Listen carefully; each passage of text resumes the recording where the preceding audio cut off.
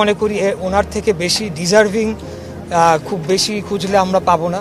কিভাবে তিনি একা আমাদের পার্টি অফিসের সামনে গিয়ে বসেছিলেন যখন কেউ সেখানে যেতে সাহস পাচ্ছিলেন না। প্রথমে আমাদের দীর্ঘদিনের একজন রাজপথ থেকে উঠে আসা যোদ্ধা থেকে নেতা, পরবর্তীতে আমাদের মহাসচিব এবং আমাদের একজন অভিভাবক।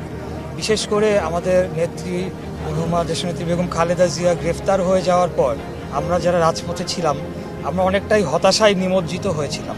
তখন যে কয়েকজন ব্যক্তি, যেমন আজকে আমাদের মির্জা ফখরুল ইসলাম আলমগীর মহামান্য রাষ্ট্রপতি, রুহুল কবির রিজভী আহমেদ, ওনারা আমাদেরকে যেভাবে দিক নির্দেশনা দিয়েছেন সেটা আসলে অভূতপূর্ব একটা শক্তি আমাদের মধ্যে সঞ্চার করেছিল এবং আমরা এই লড়াইটা চালিয়ে যাওয়ার জন্য প্রতিনিয়ত অনুপ্রেরণা পেয়েছি, পরামর্শ পেয়েছি, সহযোগিতা পেয়েছি।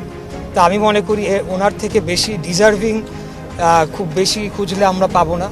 এবং আপনারা অনেক ঘটনা আপনারা আমার থেকেও বেশি সাক্ষী রয়েছেন যে কিভাবে তিনি একা আমাদের পার্টি অফিসের সামনে গিয়ে বসেছিলেন যখন কেউ সেখানে যেতে সাহস পাচ্ছিলেন না। নানা ধরনের প্রতিকূলতার মধ্যে তিনি আজকে বাংলাদেশের রাষ্ট্রপতি নির্বাচন হয়েছেন। এবং এখানে আরেকটা সিগনিফিক্যান্ট আমার জন্য বিষয় যে সর্বশেষ 1991 সালে রাষ্ট্রপতি নির্বাচন হয়েছিল, যেখানে আমার মরহুম বাবা সাদেক হোসেন খোকা উনি ভোট দিয়েছিলেন। এরপর সম্ভবত 35 বছর পর প্রথম রাষ্ট্রপতি নির্বাচন হলো, সেখানে আমি ভোট দিতে পারলাম।